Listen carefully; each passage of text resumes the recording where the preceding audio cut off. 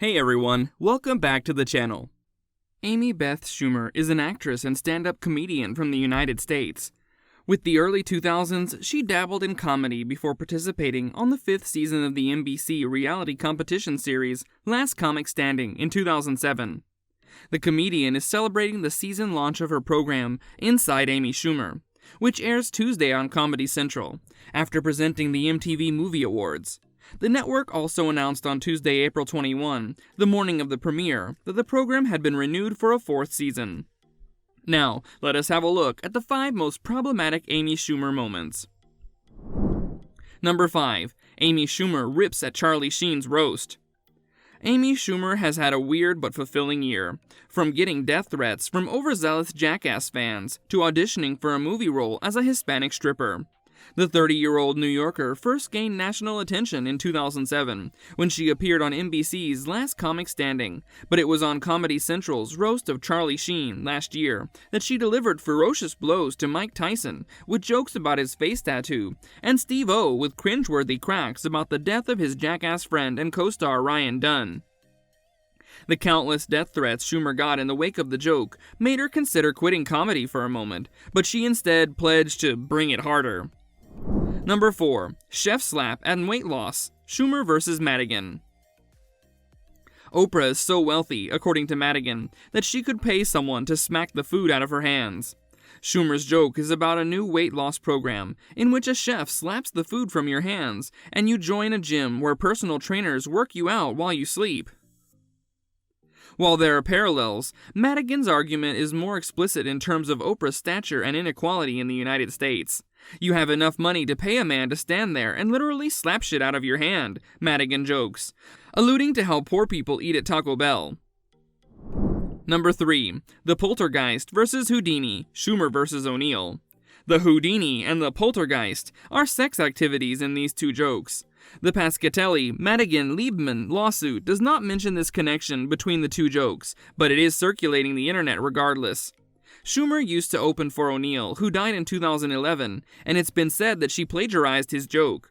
O'Neill's comedy was conversational, and he would tell his audience about a sex position he'd heard about in his interpretation of the joke. O'Neill: there's the poltergeist, but you need your friend for this one. Her from behind, and then you sneak out and he takes your place. And then you walk outside and wave at her through the window. Schumer: the worst one I've ever heard is the Houdini. It's where this guy's having sex with the girl from behind. Then, unbeknownst to her, his friend subs in for him. Guy 1 runs outside, knocks on the window, and waves to the girl. Which is just rape. That's just rape. It's not fair to Houdini. Both jokes are based on the shock of sex practices that have become urban legends. They depict the same action under various names. Number 2. Paying for sex. Schumer vs. Liebman. Liebman: maybe I'm old-fashioned, but I like it when the guy pays. For sex. Amy Schumer: I'm very old school. I think the guy should always pay on the first date. For sex. The jokes are almost identical. Schumer's insertion of first date and the difference between Schumer's think and Liebman's like are the only minor differences. Some of Schumer's jokes about her dating life are also self-deprecating, a frequent theme of her comedy. Number 1. Racist jokes. Schumer's jokes are outrageously racist when they aren't dangerously similar to other people's jokes. Here are a few of the more extreme examples. With the exception of Mexicans, nothing works 100% of the time. I used to date Hispanic men, but now I prefer consensual relationships. I think they would be mad if I brought home an Asian guy, just out of confusion. They would just be like, I don't understand. My Asian friend Kim is overjoyed because she found a wonderful man who looks exactly like her father, and her mother, and, well, you get the idea. Schumer claims that her jokes aren't racist and instead plays the comic card, claiming that because race is taboo and she's a taboo comedian, it's fair game. You may call it a racist blind spot or laziness, but you're incorrect. It's a joke, and it's amusing. I know because it makes people laugh, she tweeted. Schumer is erroneous because, although her jokes may be amusing to some, the laughter is only a thin cover for the prejudice that the minority she mocks endure on a daily basis. Schumer has never been to a restaurant, hotel, or business that couldn't function without the cold, hard sweat of Latino men and women. Even if the real president has labeled Latino males as rapists, it's still disgusting.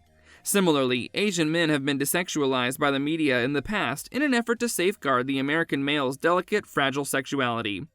These are the modern-day consequences of centuries of racist policies and attitudes. And for those who have been on the receiving end, being told you're less of a person because of where you're from isn't all that amusing. Alright guys, that's all from us today. Make sure to like, comment, and subscribe to our channel if you enjoyed this video. See you next time.